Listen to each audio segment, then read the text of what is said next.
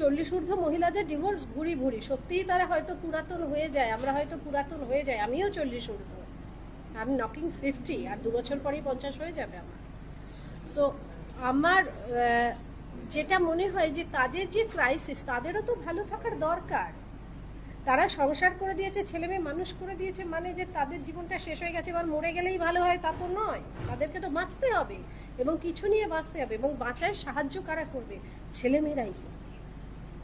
এটাই হচ্ছে সেটাই গল্প, যে আমি পুরনো হয়ে যাই না, আমার মধ্যে প্রচুর ক্রিয়েটিভিটি বাকি আছে যেটা তোমাদের জন্য প্রকাশ পাইনি, সংসার করতে গিয়ে ছেলে মেয়ে মানুষ করতে গিয়ে প্রকাশ পাইনি।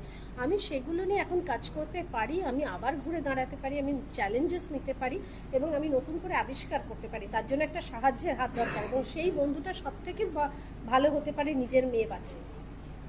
এটাই হচ্ছে কনসেপ্ট। হ্যাঁ, কি